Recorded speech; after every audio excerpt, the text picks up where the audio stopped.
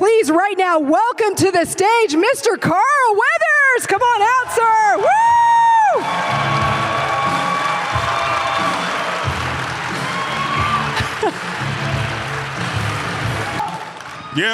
Yeah. So I want to get things started off right with you, sir. I texted a friend of mine who knows you, and I said, you know, I need a question to ask. And Miss Katie Sackhoff said, the question shall be, in a fight between Din Djarin and Bo-Katan, who would win? Think carefully. Think carefully, Carl. Talk about putting me on the spot. Sheesh. There's the answer. There's the answer. Nicely done. Thanks for helping out. I really appreciate that. That was super solid. You guys get up here. Let's get to your questions too. This is as much a panel for you guys as it is certainly about us. How are you doing? It's so interesting to be back at a con in person. I know, Stephanie. It's kind of crazy because only, a couple months ago, it would have felt like, are you out of your mind? Like going out there and standing out there and meeting all these people and shaking hands and bumping elbows and knuckles and all that sort of stuff. So I'm happy to be here. Yes.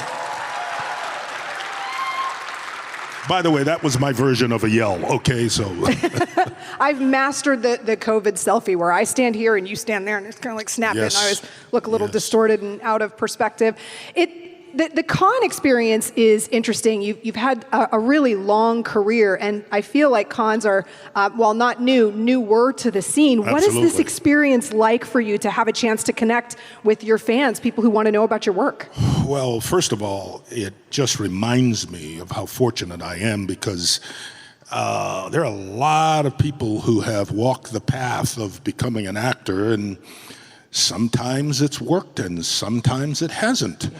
And so for all those for whom it's worked, you feel like a part of that family, and that's really something you can appreciate. For those where it hasn't worked, you realize how fortunate you really are.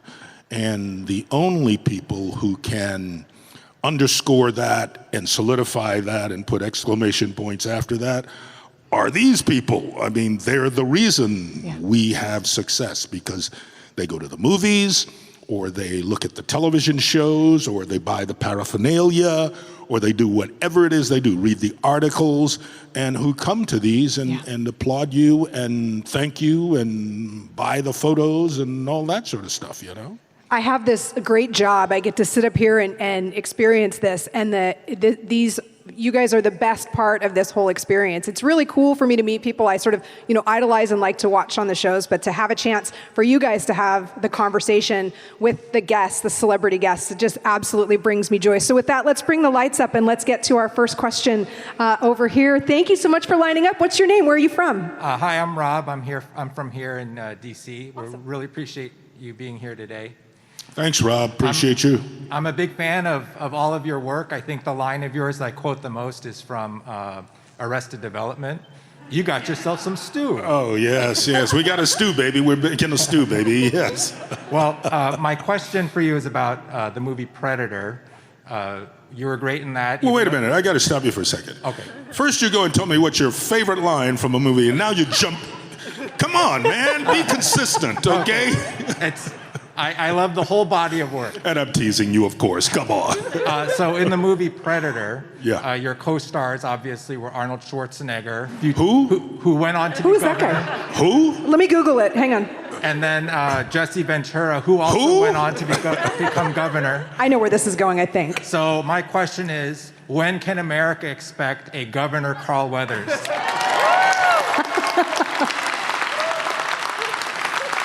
Oh, boy.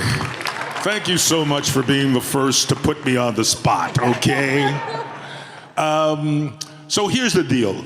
The reason you haven't heard from a Governor Carl Weathers is because the only line I have to really sell my governorship is I'm going to put a chicken in every pot. But that's taken. That was already done. That was already said, okay? So it ain't gonna happen, man. It's like, I like what I do. I think it's really hard work to do it well and to get people like yourself to be interested for all those years. Why mess up a good thing? You know, they did a great job. I'm going to leave that alone, okay? All right, thank you. Thank you. Appreciate your question. That is a great question. Yeah. You're going to be busy too. Did I read that you're not only coming back to The Mandalorian, but you'll also be directing?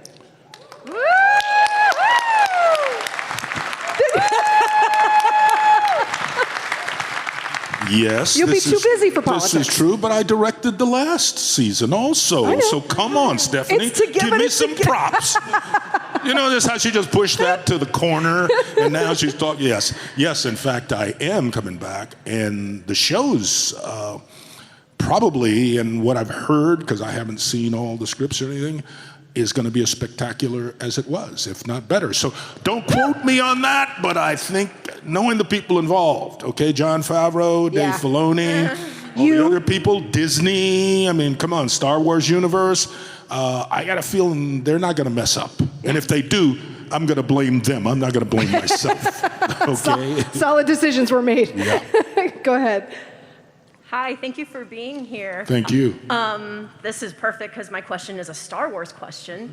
What was it like being on Star Wars, being on The Mandalorian, and what was that like when you got to step on set for the first time?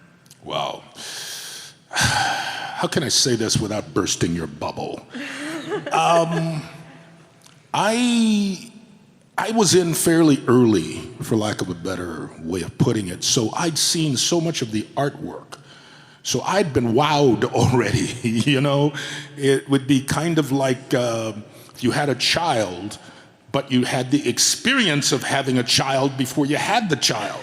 It's kind of like having the child is kind of anticlimactic, you know? And so it wasn't that it was anticlimactic, but the entire experience was something that was so magical. The sets, I don't know if most of you know this, but the sets they're computer generated. So all that you see when you look at it on screen, look at this guy, all that you see when you look at it on screen is not there with the actors. It's there, but it's not there. So it's really hard to describe. However, when you're in the middle of it, it's like an experience that, unless you've done that before with that process, is so unique. But what actors do is make believe anyway.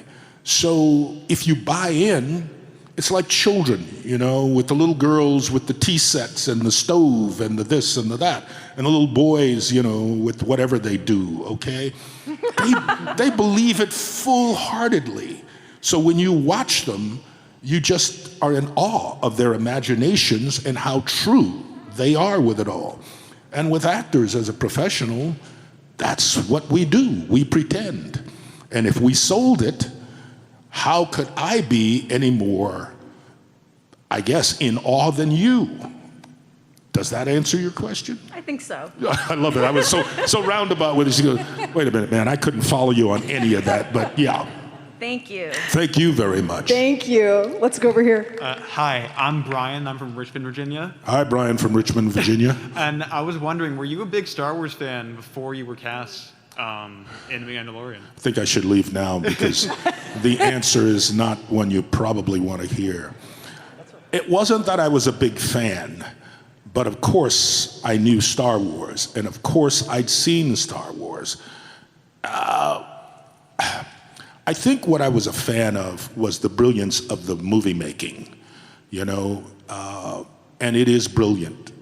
To be in The Mandalorian, however, you begin to appreciate it a lot more, because what goes into the making of and the people you work with and their brilliance, their creativity, their artistry, their imagination, their commitment, it just flabbergasted me.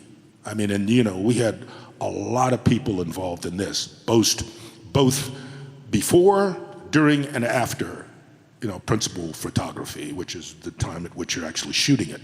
So I became a huge fan.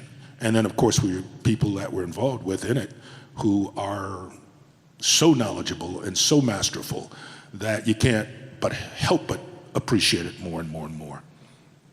Thank you so much. Thank you. That's a great question. Can you tell me about how you came to land the role, and did you know at the time, because we knew all the people behind it, so we thought, well, this is going to be a home run. What was that moment like for you to get this role? Wow, Stephanie, that's a kind of complicated question with a complicated answer, but I'm going to do my best to address it and answer it. First, because I was really listening, I don't care who's behind whatever, you never know.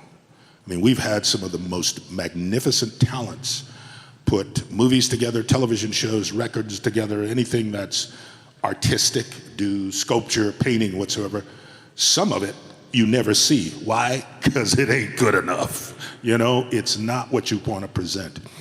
In this case, man, you just, it's like you read the material, that gives you an indication. You talk to the people who are in charge, that gives you an indication. You sort of question yourself and how you respond to it. That gives you an indication. And then you try to get some handle on who's going to be in it. And that gives you an indication. However, the slightest thing can change everything. Because, not to be a downer on it, but here we are, and we're still dealing with this pandemic. Now, what if you did a great movie and it came out in the theaters today? People might never see it. So you never know. But that thing was so spectacular that I just bought in. And the people were a part of it. Favreau is a pretty dynamic guy. And he deserves it. He deserves it. And because I am Directors Guild and involved with a lot of committees and stuff like that, and then I go to the meetings, and Favreau was on the board, and at one time so was I, and I'm on the Western Council still and a few other things. You get to see people and hear them. And in those meetings, those people present whatever their ideas is or respond to other ideas. And you get a chance to sort of, through listening, if you're fairly bright, realize they're much brighter than you. And John is one of those guys. I mean, that's one of the brightest guys I've ever been in contact with. So that was a real enticement right there. And of course, he's had this magnificent career, and it's gone from acting, directing, producing. And I'm thinking, well, hell, if he can do it, so can I, But you know what? He keeps cranking them out. So for me, it was exciting, and I'm so happy and feel so grateful that, guess what? We're still here, and we're still churning. So, and you people showed up today, so thank you. Yeah. Absolutely. Yeah. Question over here. Hey there, I'm Billy, originally from Boston, Mass. My wife's family says hi from NOLA. I'm actually... Hi back to NOLA. You people don't know, I'm from New Orleans, so we have a connection, okay? Anyway, forget it. I actually want to ask about your directing. I know you directed the episode The Siege in the second season of The Mandalorian, which was an awesome episode. So what was it like to be behind the camera and in front of the camera in the same episode? Good question. I've been directing since '93. A lot of people don't know that, but now you do, okay? And I directed myself before, but not for anything like this. But in answer to your question, it probably was one of the best experiences I've ever had. And I mean that sincerely, because, I was so well prepared, I'd like to think anyway, I was so well prepared that being in front of the camera was just another element to help deliver what I was looking to deliver, and gave me the opportunity to adjust and to, I guess, direct the other actors as well, And along with that, to have their respect, because I've worked with directors, I won't say they don't have a clue, but some of them don't have a clue. And so, I felt that the actors were really amenable to the direction I was giving. However, in their defense, for lack of a better word, I didn't have to give a lot of direction because they were on it, man, and they were in it, So for me, it was a magnificent experience. Now you got to ask them how it was having me direct them and be in the scene with them. Thank you. Thank you. Let's go over here. Howdy. Hi, I'm Liz. I currently live in Warrenton, Virginia. Yes, Liz, we met earlier. We did indeed. By the way, that's Liz, also Elizabeth, just so you know. Okay, so don't mess up. Thank you. Yes. I have 2 questions, and you can choose to answer either or both. Thank you, Liz. You're so generous. My first question is, in your wonderful career, who's been the favorite person that you've acted, sparred, ad-libbed with? Wow. And which is your favorite medium to do? Movies, music, TV, voice? You have a wonderful voice. Thank you, Liz. You're welcome. Wow. What was that? That's what I thought I heard. Oakland Raiders, okay. For those of you who don't know, I was an Oakland Raider. Yeah. Man. Who was, it's been nearly 50 years now that I've been a professional actor, been actually paid to do it. So there have been a few people that I've stood across from, in front of, whatever, or who have stood across from me or in front of me. For different reasons, there have been a number of them. When I was younger, people like Lee Marvin, Charlie Bronson, Robert Shaw, back to the early television days, Robert Carradine, man, so many I'm forgetting names, Bob Conrad, Streets of San Francisco. I mean, I did all these shows in the beginning that were really big and iconic shows, and all of Quinn Martin's shows, Buddy Ebsen. I mean, I did all of those shows, and back in the day, you could actually do 2 in a year, because in the beginning of the year, you could be a bad guy. At the end of the year, you could be a cop, a good guy, So I was kind of in that repertory cast of characters. But in the movies, I think I named those names. Harrison Ford was there, Franco Nero, Edward Fox. Man, a lot of really talented people who are iconic in the number of movies they did and how well they did what they did. So of course, then you got Stallone, you got Schwarzenegger. I mean, there's so many good people, The second question. Your favorite medium? Yes, medium. I love the visual thing that we do in movies and television, because you don't have to say anything and you can still tell a good story. I mean, an example is A Quiet Place.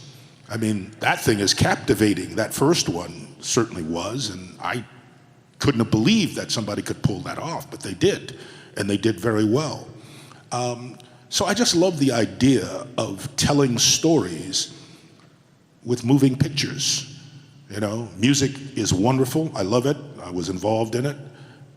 Television is wonderful. The big screen, though, it's like giants standing in front of you, and if you can pull that off, man, I think you've done something. So hope that answers. And it's great hearing your voice again, Liz. Oh, thank you, sir. And I'm just going to say you have a wonderful face for the visual medium, because most people act with just their words and you use your whole face, which is why we all love you. So thank you very much. Thank you, Liz. Oh, it's so nice to be loved. Thank you very much. Let's go over here for a question. Hey, We have a frog in the house. Yes. a chameleon. Okay. Sorry. Anyway, I'm Austin from Silver Spring, and I heard you mention about the you don't want to ruin a good thing and things like that. And what I was wondering, because some people argue that Stallone kind of with some of the later sequels, kind of ruined some of the franchise. I mean, because even he actually hated Rocky V in interviews, and and also some people, you know, some people thought George Lucas ruined Star Wars or something with the prequels, and then others felt that the direction Disney is going is actually is screwing up even more. And for you, anyway, for you, I knew there was a question coming at some time. Yes. yeah, but I mean, for you, I mean, at what point, I mean, at what point are you starting to think to yourself, like, you know, these endless sequels or latching on to just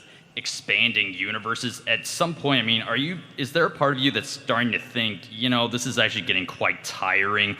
Like, why can't we see something that's more, you know, like really quite refreshing, like the one you just mentioned, A Quiet Place? Yeah.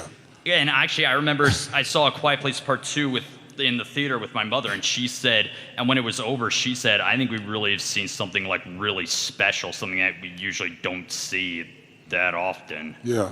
What's your name again? It was Austin. Austin. Well, first of all, Austin, thank you for the question. Thank you for being here. Anytime. Thank you for articulating that opinion, because I think a lot of people may have that very same opinion. For me, everything depends, you know. If you do something and people really enjoy it, and if it isn't just a kind of recounting or a remaking the very same thing that you already did. In other words, if you can take it a step further, if you can take that story and move it down the road a bit, and I can learn more about those characters and their individual stories, then I'm all for it. But on the other hand, if it's something that I've already seen, why do I care? I've seen it already, you know? I saw it, I liked it, moving on. So in answer to the ultimate question, I don't have that opinion about things until I see them. Like for me, I think to sort of prejudge is not the best thing in the world. Wait until you have a chance to see it, or at least see a part of it, and then make your decision. Cool? Okay. Thank you. Thank you, Austin. Question over here. Kind of nervous, I'll be honest. My name's Andrew, I'm from Southern Maryland, and my question is, with everything you've done with The Mandalorian so far, what was the best scene, in your opinion, that you weren't necessarily in, but it could be the best from a technical perspective, a complexity, or simplicity, just something in general that only maybe you would think?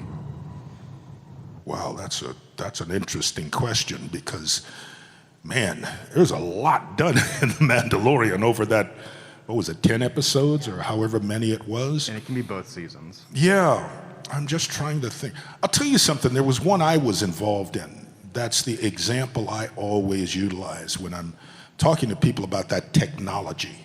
Because I don't know about you guys and girls and kiddies and all that we are. When I see something, I look at it partly from the point of view of an audience, just going to see it and be entertained. And I also look at it as an artist who is in that profession of telling stories that way. And when I looked at The Mandalorian, there was so many times I went, wow, because the technology involved is so insane, and the number of people involved is beyond what you normally have in a movie and on a movie set, because so much is done. It's kind of like going into a studio and recording a song. Then you have all the stuff that's done where they sweeten the sounds and move something up, move something back, add something new, overdub, whatever they do, right? That what you originally did is altered in a way, hopefully for the better. With the Predator, mistake there, with Mandalorian, there was a scene that we did, and it wasn't in The Siege, it was in another episode. In fact, it was directed, I think, by Deborah Chow, who's phenomenal. Asian director, and she is like all over it, man, okay? And We were in a boat, myself, and a few other actors were in this boat, and we're in a lava tunnel, supposedly. We get in a boat, and we're gonna travel on the lava to escape the people that are after us. And, the best way I can describe it is, yes, that's all there. And the camera's set over here, and the camera stays on us, and everything around us appears to be moving. And there's this illusion that you get as a result. If you're in the boat, you feel like you're moving, not that all that stuff is moving, including the lava. And there is a point at the end of the tunnel that we're going toward, which is an opening. And if you remember, if you're in a tunnel and you're driving through, the place where you're going expands and gets larger and larger and larger. And the place you left, if you look in the rearview mirror, gets smaller and smaller and smaller. That's what was happening. And there was a sensation, if you really, as an actor, you just kind of go with what it feels like. There was a sensation that the boat was moving. And I just remember at one point when we were going to do another take, and in movies, you do another take, all that stuff would have to be redressed and blah, blah, blah. Well, in this thing, man, they can just computer roll it back and you just start again, right? But when the boat supposedly stops, I was kind of holding myself because I didn't want to fall over into the lava. None of it's real, but it felt so real. And to me, that exemplifies the phenomenon of this technology. It just works. The camera's sitting right there, so if you looked over at the camera, it kept you, But man, if you were turned away from it and you're playing in the scene and all that, okay, this is real, folks. And I think people, as you were fans, you really appreciated that you didn't see the seams, it just worked. So I hope that answers your question. It did, thank you. Thank you. Interesting behind the scenes sort of perspective on it as well, to hear about you as an actor, because I can remember that scene. Go ahead, a question from you. Hi, I'm Sean from Washington, D.C. Thanks for coming out, Mr. Weathers. Thanks, Sean. I've been a fan of yours ever since Happy Gilmore, which I think is an underrated role for you. I got my hand back. Just tap it in, just tap, tap, tap it in. I was wondering, you've been a part of so many legendary franchises and movies, and you've worked with so many awesome people behind the scenes, in front of the camera. Who haven't you worked with as an actor, director, whatever, who you would really like to work with in not too distant future? Wow, man, that's a good question. It's a loaded question, I know. No, it's not loaded because there are a few. John Huston, no longer with us, but wow, he was a monster. And I mean, just to be challenged by somebody like Huston, who delivered so much great work. I mean, look at all that stuff he did with Humphrey Bogart. I mean, it's like, wow. And with other people. Orson Welles, a young man who was a genius in his early 20s, who did the work he did. Wow, those are things people remember you for. But you also learn so much from them.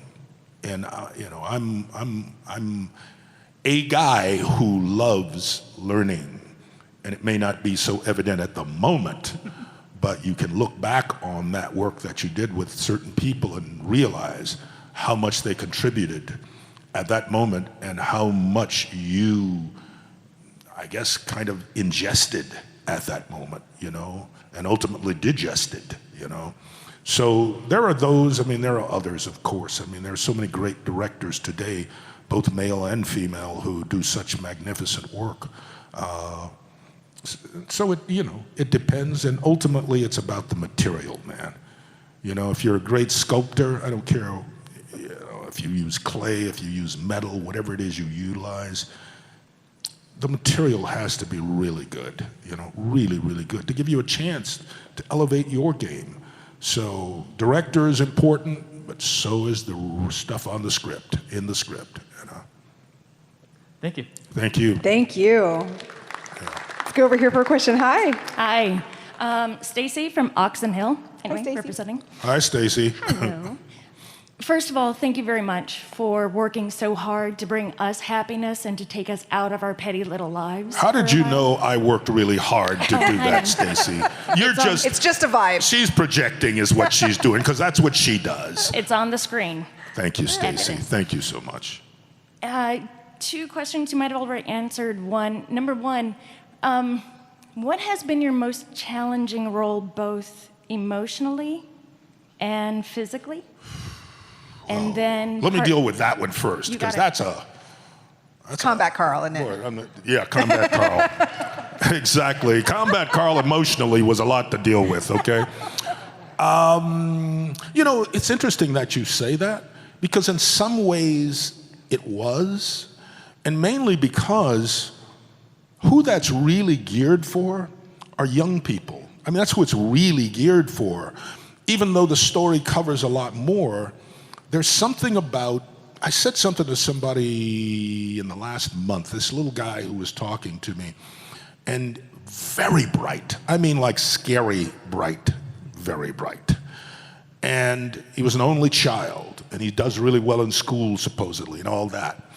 And he's standing across from me, and you know those conversations that you have with people where they maybe project a little too much, and they articulate a little too much, and they are a little too animated, and it's like they're an announcer on a radio station doing a commercial.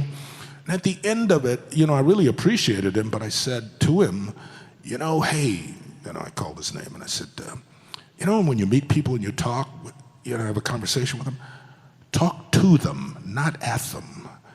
And that's not something that's easy to do for a lot of people, because we learn to be the one. And so you can be in a conversation, but you're announcing to people, And with that, there was a little bit of a challenge, because I don't want to announce to the little ones. I want to communicate with them. I want Combat Carl to be like somebody they love and their friend, So there's a challenge in that. And there's a challenge in that for all of us. This is my shrink Carl. How many times do you go places, or you are someplace, and someone's having a conversation, not with you necessarily, but with someone in that orbit, and you hear them talking just a little too loud, and they're saying just a little too much, and they're being very animated and seeing if people are watching them. You can see them doing it. And there's really something about in that I wonder why they're so needy. What is it that makes them need that attention that much more? Now, a good thing is I get paid for it. But when you're just standing there, you're not getting paid for it. You really aren't, even though you think you are, because you're getting people's attention. So that's challenging. That's really it. And that lasts throughout all those movies. So that's a big challenge as an actor anyway. I'm sorry, I went on and on. But your second question. What about the physical challenge? Which one was more?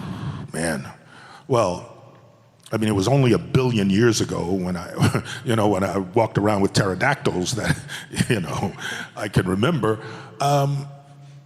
Rocky was really, really challenging. Oh, thank you. Thank you.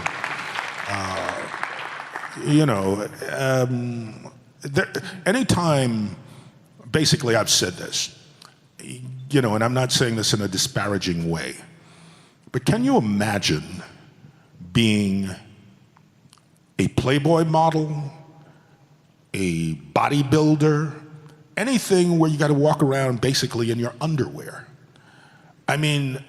Man, you got to have it together because basically that's being naked. And as an actor, what's the deal? You're being naked, or you're trying to be as close to naked as possible. In those movies, in the Rocky movies, anytime I was in the ring or training or whatever, I was peeling stuff off.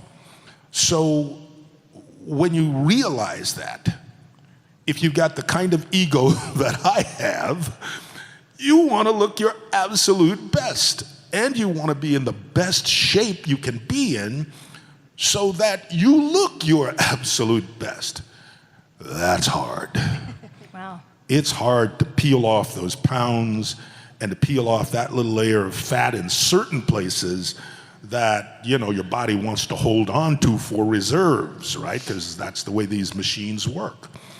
Well, you know, I guess God blessed me with genetics, a certain mindset, and I guess an ethic of how to go about doing that and to make it work. But all of that is super challenging, super challenging. And it showed. Well, thank you. Part two. I thought that was part two. Jeez. Okay, go ahead. I'll be faster. What's been your favorite advancement in the movies, like technology-wise? Wow, are you in the movie business? No. Sheesh. You want to be in the movie business? Is that it? Because that's a unique question, man. There are not a lot of fans who ask that question. Whew. Look, I'll tell you something. Doesn't matter the technology if everyone is not included in the storytelling. Everyone, women, children, people of color, people of different sexual orientation, people of different ages, people who live in different parts of the world, people from different cultures. Technology cannot tell the truth. But when you see those people on screen, if they're well trained, if they're well developed, they tell the truth. So as far as the technology is concerned, my thought about that is everything is good if it enhances telling the truth. Nice. It's all, who said that? She did. Oh, We're all okay. saying it. You Well, you just know what, when heard you her. can't see a mouth moving, it just comes from somewhere. But yeah, so I mean, that's really it. Of course, some of the current technology is pretty striking, but you know, I mean, think about it. You're probably too young, but I remember the first time when I was a little one, I saw 3D. What? You know? Brief story, I was in a movie theater, and back then you could sit all day long, and literally, I mean all day long, and watch 2 features and newscast, and look at you shaking your head because you know what I'm talking about, and you know, cartoons and all this stuff, right? So you go in there and you could be in there for 4 or 5 hours, and I loved it because it was escaping, right? But I remember seeing a Western, and one of the bad cowboys took a torch, lit it, and threw it at the building where the good cowboys were. I literally went under the seat because the torch was coming right at me in 3D. That's incredible technology. Incredible, you know? And as Maya Angelou said, people don't remember what you said. They remember how you made them feel. And with movies in particular, when you leave the theater and you felt something, yes, I've done my job. Thank you so much. Thank you. Thank you. Yes, sir. Hi, I'm Alex. I want to learn a little bit about the collaborative process with Lucasfilm. If your experience as a director, how much sort of feedback and freedom do you get with your episode dealing with Filoni and the story group? Are they there to ask questions? Well, I can only tell you about my experience. In our case with The Mandalorian, we had Jon Favreau and Dave Filoni. They are the group, you know. They are the executive producers, they are the creators, they are the writers, they are the last stop before wherever else it goes. So between Disney and the Lucas Group and all that, they were given permission to do this. So my suspicion is, if they don't get it right, we're in trouble. Okay. Clearly they got it right. Yeah, it did a great job. Yeah. Okay, thank you. Thank you. Thank you. Hi Yes, there. sir. Hi. My question was, if you could play as any other character in The Mandalorian besides the one you played, who would it be? Wow, man, that's a really good question. Who would it be? Well, sheesh. You know, I like Greef Karga so much, I can't think of anybody else that I would rather play. Maybe Giancarlo's character, maybe. Yeah, I mean, it's a great character, but yeah, but Greef Karga is, so many different things. And that's what I love. As an actor, to me, the greatest challenge you have is adding dimension to a character. Like at the beginning, you may think he or she is going to be one thing, and throughout it, you learn much more about them and see other aspects to their personality, depending on how they deal with situations. Well, Greef Karga gave the perfect sort of opportunity to do that, you know?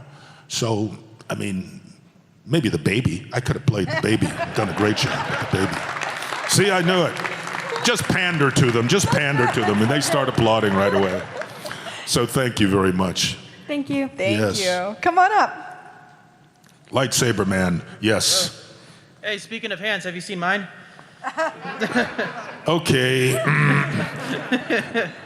Hi, my name is John David. I live in Virginia right now, but I'm originally from Chicago, Illinois. Okay. My question is, when you were given your character on Mandalorian, were you given an exact description of what he should be like, or were you given some freedom of how to portray him? And if so, what inspirations or elements did you pull from? And if not so, that one, any other role you had in the past? That's a good catch-all. Boy, I'll tell you. First of all, no, I was not told how to play him or what he should be or this or that. I think really talented directors, creators, producers, writers, any of those people, the reason they hire you is because you are you. And they've hopefully seen some of the work you've done and realize that you have a spectrum of qualities that you can deliver. But also, why hire an actor and then sort of put them in a box and tell them this is what I want you to deliver? If you do, then I say, pay me so much money that I can't say no. And in this case, they didn't pay me that kind of money. So I was given enough birth to do what actors do, which is create. And by the way, with acting, particularly in a movie, maybe not in a play so much, because plays have limitations. In film and television, man, the road is as wide as the people doing it can allow. And with Greef Karga, it was a wide road. So, depending on who's on the other side talking to me or I'm talking to, I deliver and respond accordingly. So that was it. Nice. Thank you. Thank you. Thank you. Let's go to a question over here. Hey, sir. Thank you very much for being here. Yes. My name is Mike. I'm from Virginia. But once a Raider, always a Raider. Amen to that. Just win, baby. Absolutely. My question to you is pertaining to that previous profession. Yeah. How much of preparation in being a professional athlete do you then pull to being a professional actor or being a director? Wow, man, is that a good question. The thing about being an athlete, period, and this is just one guy's opinion because maybe other athletes will speak differently on it. You learn so much about being a part of a team. You learn so much about being responsible. You learn so much about preparation. You learn so much about so many things that if you go into another situation that has similarities, that's what you're going to be. Prepared and all the other things that exist within there, So you always utilize it. But I utilize it walking through the street every day. It's who I am. It's like, in the DNA, man. So of course, with Mandalorian, Predator, Action Jackson, Happy Gilmore, Rocky, you name it, all that stuff's been utilized over and over and over. I just try to get better at doing it. That's all. Thank you. Thank you. Question over here, come on up. Hi, I'm Roger from Charlottesville, Virginia. Yeah. If Big Disney came to you and said, you can take any story from, say, Star Wars or the MCU and direct that movie, what would you pick? Wow. Okay, that's a tough one. I'm serious, that's a tough one because there's been so much good entertainment that's come through Disney. Honestly, I don't know. What would you choose, Roger? It's my favorite turn it around. For me, I'd like to tackle Thor. I mean, personally, I think there's a lot of opportunities in that one. But yeah, both franchises have brought so many great stories that it was a bit of an unfair question, but No, it's not. No, it's not. But what you just did was you illustrated that we're all very selfish. The only reason I asked the question is because say what the one I like, you know? No, but man, everybody I'm sure in here has a different answer for that because we all love the same thing, but we love different things because they're delivered differently, you know, and different characters. And so our imaginations take us wherever they take us. But I appreciate the question, and I appreciate you, and I appreciate the fact that Thor would be the one for you. Very cool. Thank you. Thanks, Roger. Come on up. Hi, my name is Patrick. I'm from Elkton, Maryland, and I wanted to ask, what was your light bulb or aha moment that wanted you to become an actor? Wow, Patrick. Wow. Good question, man. Really good question. Are you an actor? I'm not, no. Okay. Because I just wondered why you asked that question. But that's cool.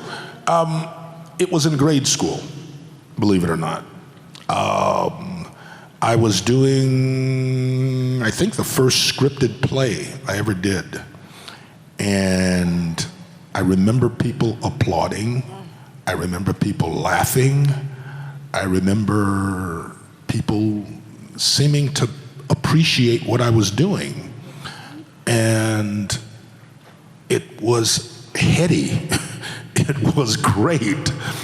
And that was kind of the aha moment, I guess, you know, because I can remember it so distinctly and I look back on it and know that I really enjoyed it. And most of us like things that we enjoy as opposed to things we don't enjoy. So that was it, man. That was it. Thank you for the question. You took me back. I played a Jack-in-the-Box in elementary school, and I can still visualize it. It was that was just a total moment for me right there. Come on up. Let's get your question in. Hi, Mr. Weathers. It's an honor to meet you. And as you can see, I'm a big fan of The Mandalorian. I can see that, but it says Star Wars. Come on. Well, I'm not going to be biased. Oh, well, there you go. So I got 2 questions for you. Oh, boy. One, I'm going to need an answer from you. And then the second one is just optional, okay? Yes or no? Oh. Yes or no? Well, let's get to the first one first. You get a choice. So the first one. At the end of The Mandalorian, we can see Boba Fett on the throne of Jabba the Hutt, and it says the Book of Boba Fett. And I was wondering, maybe we'll see these 2 guys in action again, like a little cameo, and maybe we'll see you back again?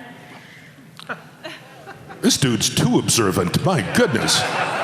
That's a great question. I don't know the answer. You got to ask Jon Favreau, man. He's created this. Okay. But really great question, because who knows? Why not? Okay, and my second question is, yes. My mom right there is in the background over there. Oh, I see a hand. She's a big fan of movies from the 80s. Okay. And I was wondering if maybe when you're done with everything, we can get like a quick selfie or maybe like an autograph. No, we can't do that. You have to go downstairs. No selfies allowed, but you can go through the thing where they take the photos and all that. Okay, well, come down you. there. Okay, well, because I think it'd be a riot to see. I love the fact that your mom sent you up to ask that question. Very cool, Mom. Mom, would you stand up, please? Oh, here we go. There she is.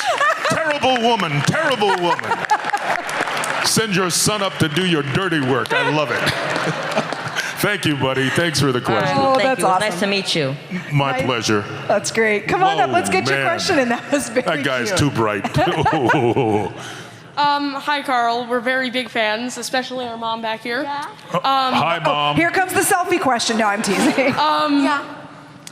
Our names are Jack and Max. We're from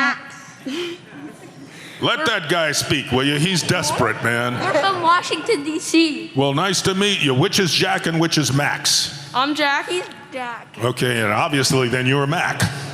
Okay, and what's Mom's name? Mom's name is Lainey. Hi, Lainey. How you doing? Everybody, that's Lainey. Give her a round of applause. We're here for the moms today. Oh, my God. I love it. But she has got us into 80s movies, and one of our favorite movies is easily Happy Gilmore, and we wanted to know what your favorite moment memory was. Favorite moment? Stand up.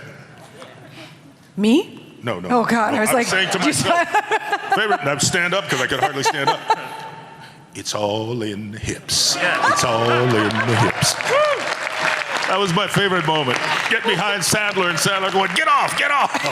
Because we hadn't rehearsed it. We just did it. So there. Thank you, guys. Thank you, Max and Jax. All right. And Lainey, yay. Come on up. Hi, Mr. Weathers. Nice to meet you. This is Troy from Virginia Beach. They kind of asked something I was curious about, but with Arrested Development. Then why don't you just sit down? They already asked it. Come on, man. I'm teasing. Yeah. With Arrested Development and Happy Gilmore and your other comedic roles, like, have you? How much improv do you bring to a role like that?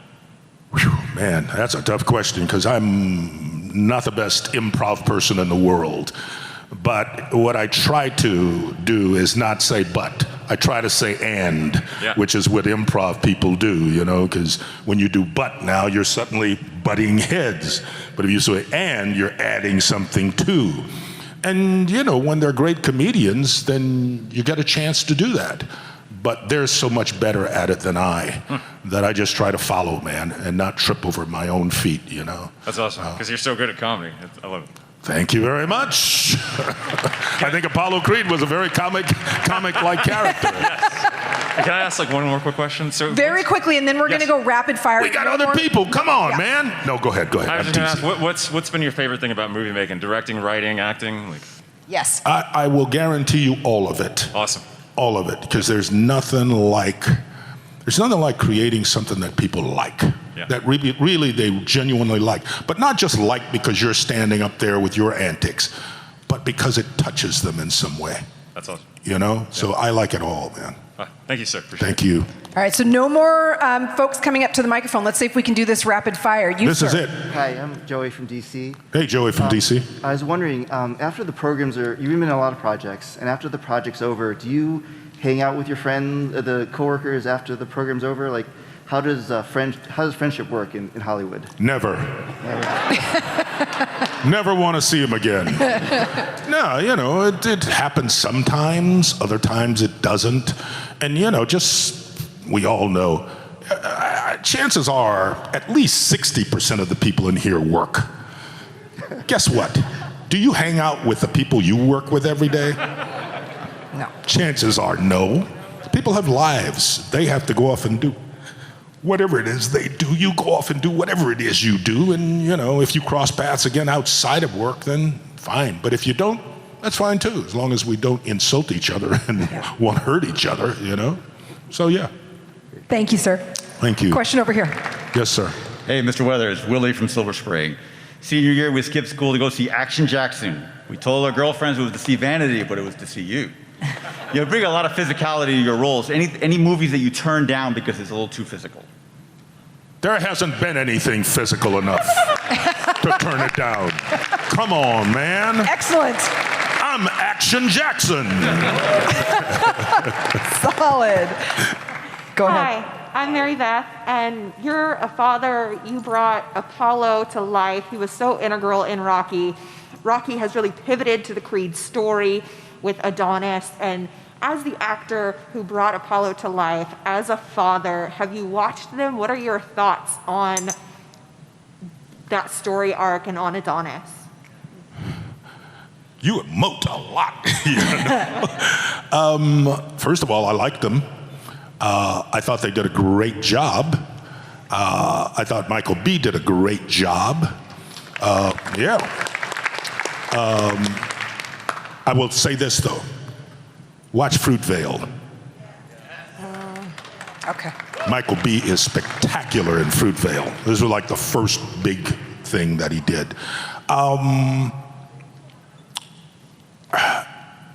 Apollo Creed, you know, just was the right character at the right time for me. And I was at the right age and the right frame of mind and hungry enough and greedy enough. And I guess I had just enough understanding of some of the elements in that character's life. And then was very fortunate that we had John Avildsen, the director, who directed it, and producers who had enough experience and had been successful enough to take it to the next level. So, Apollo Creed was, man, just from the cosmos, just dropped on me, and there I was. Thank you. Thank you. All right, we can do this. Come on up. Hi, my name's Miriam. I'm from the DMV. Hi, Miriam from the DMV. I just had a really quick question I've always wanted to ask. It's one of my favorite musical scenes from a movie. What was it like filming Living in America with James Brown?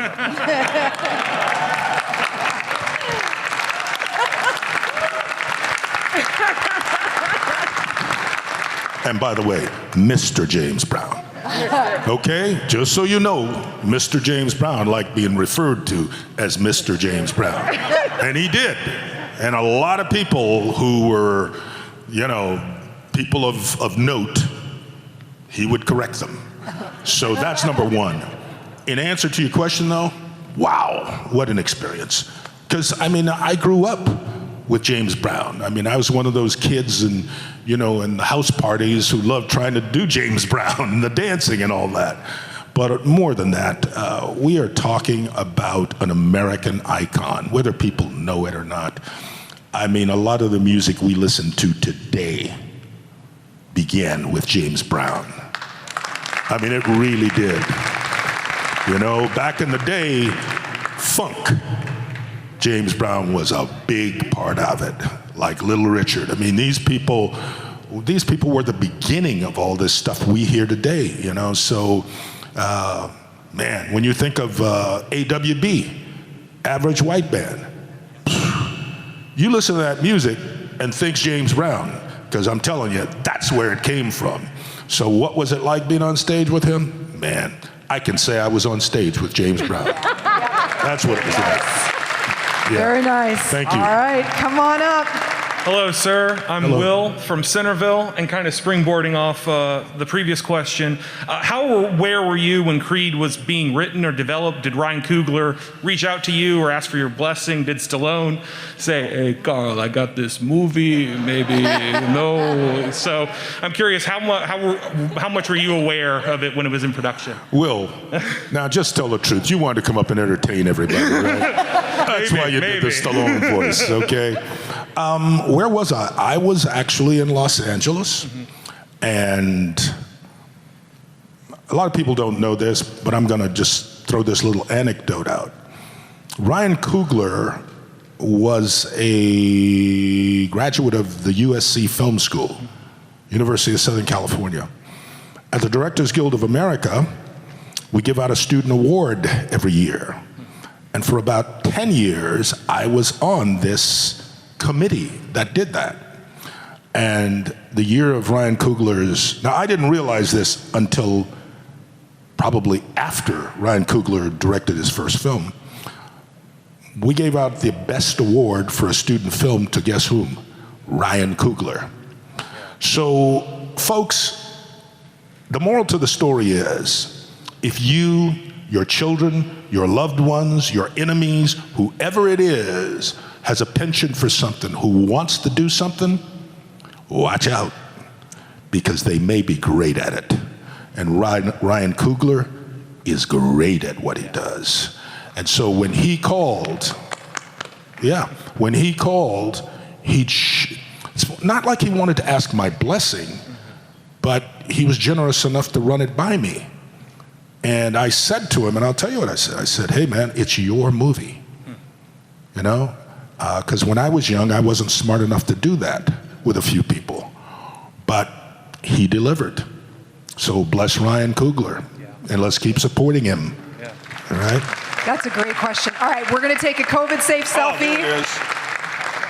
Awesome, you guys. Let's give it up, please, for Mr. Carl Weathers. Thank you so much. Thank you, thank you.